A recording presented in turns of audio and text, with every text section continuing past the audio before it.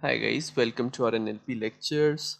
So guys, today we'll be discussing about transformers. In the last lecture, we created a quick comparison between RNNs versus LSTMs versus transformers.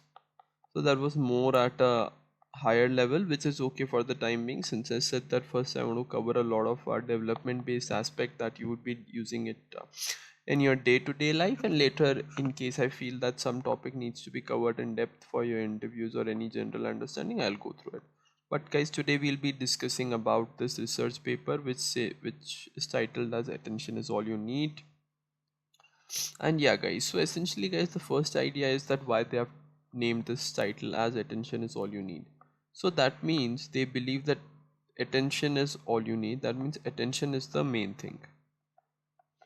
So guys, now the question is, what is attention? So see guys, attention is essentially a I don't want to call it a process, but more like an phenomena, I would like to say, which basically makes sure that right paths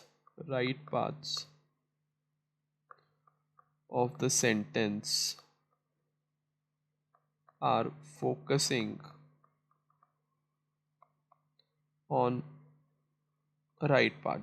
I know this is very confusing. Even while writing, I got confused, but that's okay. See, guys, this is a little abstract, but just try to understand what is exactly happening in attention.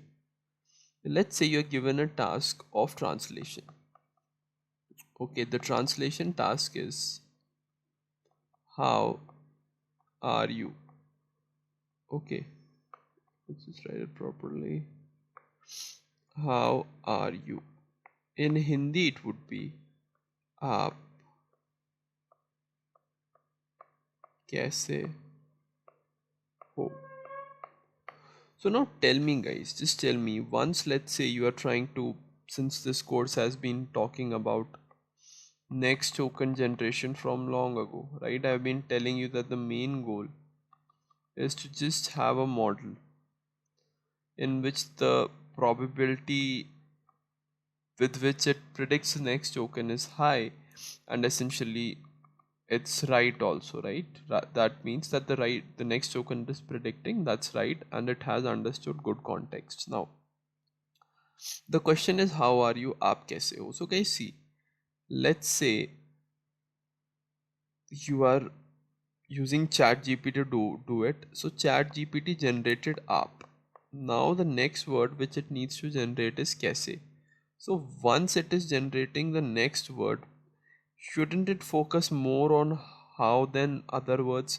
Because essentially how and kaise are related. So this phenomena is known as attention. Okay, that means whenever you write a sentence, some portion of the sentence has more meaning. That means there should be paid more attention to that part of the sentence. So guys, as I said that it's very important to read abstract first. A lot of people just skip the abstract so that they don't understand. And see guys, the main thing is, it would be very unlikely that you would be writing a transformers from scratch, and even if you wish to, you could use any efficient LLM for that, right? So you don't need to worry about a lot of things when it comes to essentially understanding. But a lot of people don't even understand the abstract, they just try to straight jump to the maths, but that really doesn't solve any good. So let's just try to read it, it's very important. So guys, see, what they're essentially telling is that dominant sequence transduction models are based on complex RNNs, CNNs that include encoder and decoder. So guys, this encoder and decoder is important. Okay, this is essentially part of sequence to sequence models. Okay, sequence to sequence models, and the main part is that there are two components of it. Okay, let me just go there. There are two components of this thing that you need to know, that is encoder and that is decoder. So whatever is your input, it passes in neural network. Okay, that is encoder. The encoder creates a vector. Okay, this vector at times is known as latent vector as well, since it captures the hidden essence, the hidden patterns in the data, and this vector is passed to the decoder, and then decoder results in output. Okay, this is how usually these sequence to sequence models work. It's okay if you, as I said, don't understand this a lot better, but it's okay. You will slowly get everything. Okay, no need to worry about anything. So we are here. Now the next thing is the best performing models also connect the encoder and decoder through an attention mechanism. So as I told you about attention mechanism, we propose a simple network architecture, the transformers based solely on attention mechanism, dispensing with RNNs and CNNs. So guys, they're saying that in the entire paper we won't be using RNN and CNN anywhere. Experiments on two machine translation show. So guys, this is more or less covering the aspect part of it, that once this paper was trained, it was trained on something. No, it was trained to improve the blue score. That means, what is this metric? So whenever you translate from language A to B, you give that translation a score, that is blue score, and if your blue score is higher, that means it's good, otherwise it's not good. Okay, so guys, that's essentially there. Now what they are trying to cover in the introduction, let's just try to read some part of it. Recurrent neural network, LSTMs, and gated neural networks in particular have been firm established as state-of-the-art approaches in sequence modeling and transduction problems such as language modeling and machine translation. Numerous efforts have been continued to push the boundaries. So guys, all they are saying is that, as I said, that previously we use LN, RNN, LSTMs, and now we use transformers. Okay, that's what they have covered here. So guys, now if you look at the background, essentially they are talking about self-attention a lot, and I gave you a glimpse of self-attention here. Okay, let's just move ahead. Model architecture. So guys, this is the model architecture. So let's just try to understand at a high level first. So guys, see, this is like not very difficult to understand, because we are not like completely implementing it from scratch, so it would be more or less easy to understand only, so don't worry. See guys, first of all you have inputs. So whatever in inputs you have is text. Okay, now those inputs get converted into embeddings. So guys, tell me, I have been we have discussed a lot about embeddings, right? We have discussed about TF, we have discussed about TF, IDF, we have discussed about word to vec. So they must have used a neural network based approach in order to give their inputs as embeddings, so that it could actually capture some semantic meaning, guys. Then they are talking about positional encoding. What is positional encoding? So guys, see, what happens in text, position is very important. So in order to capture the position, like this, if I write I love you, so I is at 0th position, love is at first position, you is at first, second position. So if you are not passing your data in a sequence, right, that, because here you would do things in a parallel manner. So in those kind of scenarios, you would require the model to understand positions as well. Thus you have positional encoding, guys. Then you are adding them up. Okay, so you are capturing the essence of both word embeddings plus positional embeddings. Always remember guys, these input embeddings are learned during the process, but these positional embeddings are fixed. Okay, so these positional encodings are usually computed with a formula that is based on sine and cos, so that we can capture the essence of it. And as you know that the range is from -1 to 1 for this. Okay, that just makes the whole process a little more efficient. Then guys, what happens is that this goes inside this, and then you have something known as multi-head attention. So guys, see, this is the main part of it. This multi-head attention is exactly responsible for making sure that right parts of word focus on right parts of the words. Okay, this is very important. So usually what happens is, whenever you are in the stage of pre-training an LLM, the problem statement in hand is next token prediction. Okay, next token slash word prediction. So the idea is that you want the next token to be predicted with a great sense of probability. By what do you mean by great sense of probability? That it needs to be very accurate. And guys, the core idea is that it would only be accurate when, like, whenever it's predicting the next word, it is focusing. Okay, it is focusing on the right set of words. Okay, that's very important. So that's where multi-head attention comes into picture. So guys, usually attention is computed by this formula. Let me see if I remember. It's, I guess, softmax,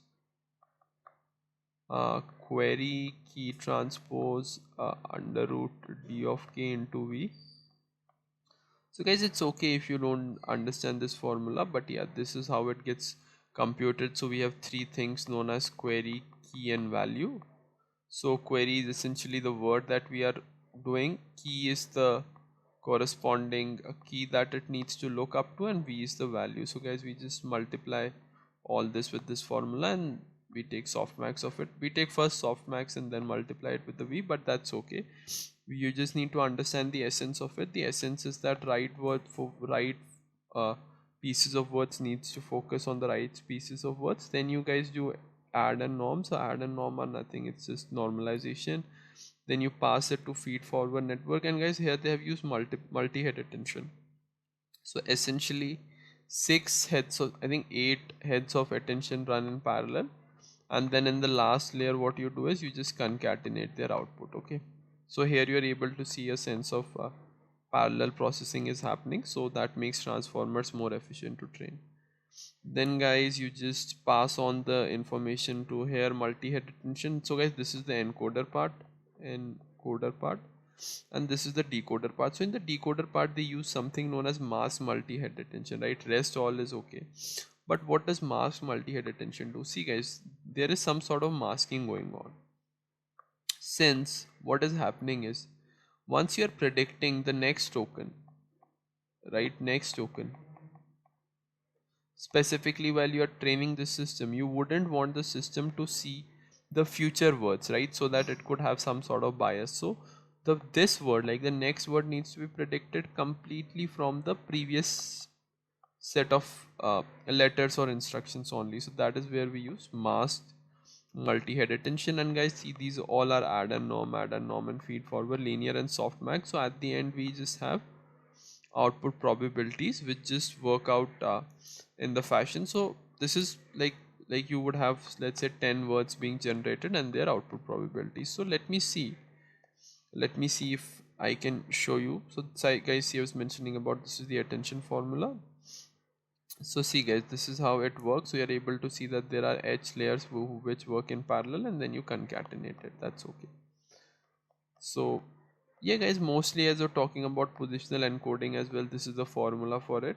So essentially, for every vector that we have, so on even on so if this is the word embedding, so this thing is at 0th index, so this would go by uh, sine 1, and at the odd one you would use cos 1. So you don't need to go into this level of granularity for the time being. And yeah guys, all everything is mentioned, that which optimizer they use, which regularization techniques they used, what was the training data and batch size, what was the hardware and schedule. So that's all is okay. As I said, that we are just trying to understand things first and then quickly move to the development stage, and then maybe if time permits and stuff, so we'll go in more depth of it. But guys, the main part is clear, right? Let me just see if I can show you something that's gonna really make your understanding up to the mark, but I'll have to search it. So let me see if I can search it.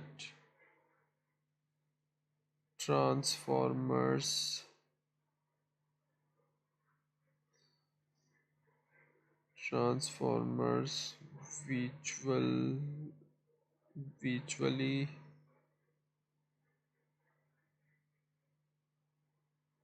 GitHub website. Actually, guys, someone created a good website also. I'm not sure that will I be able to show you. LLM model visually explain. Yeah, see. So see guys, this is very important. Just try to see what is happening. So once you're giving data visualization empowers users to, so you're able to see how first words get split into tokens. Okay, then you how words are getting split into tokens, and at the output layer what would you have is probabilities, that this is the probabilities that would just get generated, that uh, you're able to see, right? The visualize has highest softmax of 23.83%, right? So you're able to see that that is the word that's going to come up. So if you play around with this parameter temperature a bit, things would change a bit. I think it's not working very great in an iPad, but yeah. So guys, you can, if you're able to see this thing, okay, I think this is not greatly suitable for iPad, but yeah, let me just see. Yeah, if you're able to see guys how from the left side we are having in embedding. Okay, I think my screen sharing has stopped. Let me re-share my screen.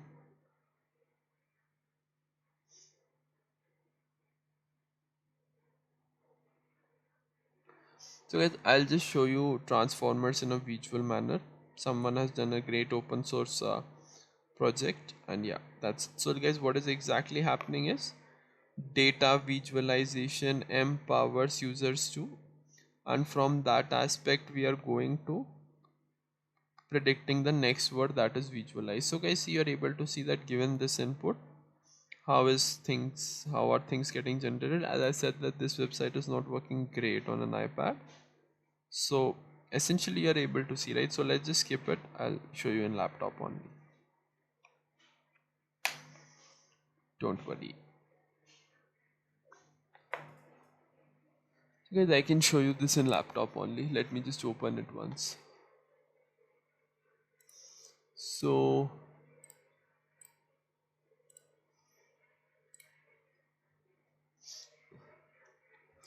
okay, I think, I hope you will be able to see this screen. Okay, so guys, see what is happening exactly is that you have this input, okay, and now you're able to see how this input gets broken down into tokens. And once you pass this into your LLM, what LLM ends up generating is probabilities of the next word. So visualize has the highest probability, so whenever it's going to generate text, it's going to be data visualization empowers user to visualize. So guys, here you are able to see, if you'll just break down this, that how you first of all positional and encoding and token encoding and all those things are happening, how key and vary, how attention mechanism takes place, and then how does everything joins, and how is everything happening in a parallel manner. See, there are 12 heads of attention running, and then this ends up in generating probability. So guys, it's okay if you don't understand this fully, but the main core of it, I think you have understood that how did this invention came up about transformers, right? I think this is more than enough for our development purposes. Rest, if anything more is needed, I'll surely cover that. Thank you and have a great day ahead, and please subscribe to my YouTube channel.